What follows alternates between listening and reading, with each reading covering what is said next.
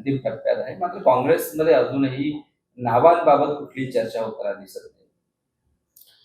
काल याच्या संदर्भात मी स्वतः प्रदेशाध्यक्षाशी बोलली, की जवळपास आता उमेदवार हा महायुतीचा देखील फायनल झाला नाही आणि महाविकास आघाडीचा देखील झाला नाही. पण महायुतीची काही 2-3 नावं आहेत, जी फायनल होण्याच्या अंतिम टप्प्यात आहे आणि महाविकास आघाडीचा उमेदवार अजून फायनल झाला नाही. प्रदेशाध्यक्षाशी मी कालच बोलले, की याच्या संदर्भात आपण लवकरात लवकर उमेदवार हा फायनल झाला पाहिजे, जेणेकरून ज्या पद्धतीचं मतदान आता आपल्याला माहीत आहे 900 काही मतदान टोटल या विधान परिषदेचं 3ही जिल्हे मिळून आहे आणि त्यातल्या त्यात सर्वाधिक मताधिक्य हे चंद्रपूर जिल्ह्यात काँग्रेसकडे आहे. म्हणजे 231 मतदान हे काँग्रेसकडे आहे आणि 145 मतदान हे भाजपाकडे आहे.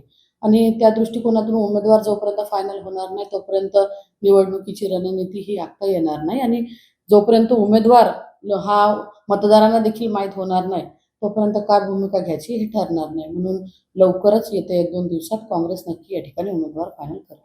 तर याच्यामध्ये जशी भूमिका घेतली जाते अनेक नेत्यांकडून, स्थानिक उमेदवार असावा, बाहेरचा असावा किंवा पक्षाचा निष्ठावान एखादा कार्यकर्ता असावा किंवा जो जिंकू शकेल अशी क्षमता असणारा, जसं भाजपमध्ये तुमची भूमिका काय आहे?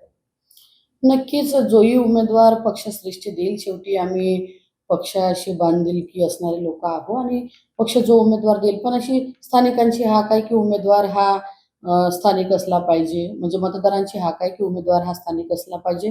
त्यातल्या त्यात लोकांमध्ये मिसळून राहणारा असो, पण कोणीही असो, जो पक्षश्रेष्ठी उमेदवार देईल त्या उमेदवाराचं काम आम्ही या ठिकाणी करू. ताई, जवळ-जवळ 40 जे नगरसेवक आहेत या मतदारसंघातले उमेदवार, त्यांना भाजपनी पर्यटनवारी साठी नेलं आहे. 5 लाखाचं टोकन दिलेलं आहे. 15 लाखाच्या अमाउंटची बोली झालेली आहे. आणि अजूनही 40 नगरसेवक त्यांच्या संपर्कात आहे आणि भाजप त्यांना नेण्याची शक्यता वर्तवली जाते. काय सांगाल, काँग्रेस कसं बघते याच्याकडे?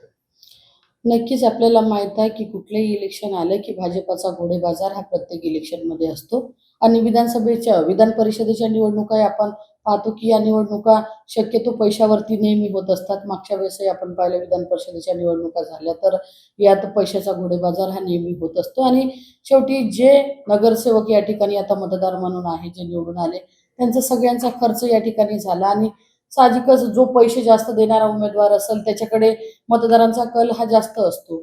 त्याच्यामुळे आता भाजपाने हे सगळी घोडेबाजारी चालू केली आणि त्या दृष्टिकोनातून काही नगरसेवक त्यांनी उचलूनही नेले. पण मला विश्वास आहे की पक्षाचे जे निष्ठावंत आहे, काही आता आमच्या बऱ्यापैकी नगरपालिका या चंद्रपूर जिल्ह्यात आल्या आणि जे काही मतदार आमचे नगरसेवक आहे ते कुठल्याही पक्षश्रेष्ठीच्या बाहेर जाणार नाही. पक्षश्रेष्ठी जो उमेदवार देईल त्या उमेदवाराला मतदान करेल. काही विशेष प्रयत्न या नगरसेवकांना परत बोलण्यासाठी केले जाणार आहे?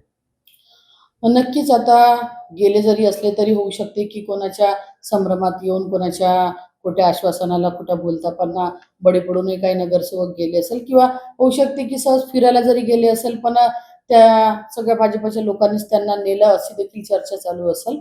पण मला विश्वास आहे की जे काँग्रेसच्या सिम्बॉलवरती निवडून आलेले नगरसेवक आहे ते नक्की परत येईल आणि काँग्रेसचा जो कोणी महाविकास आघाडीचा उमेदवार राहील त्याला एकजुटीने सगळे मतदान करेल.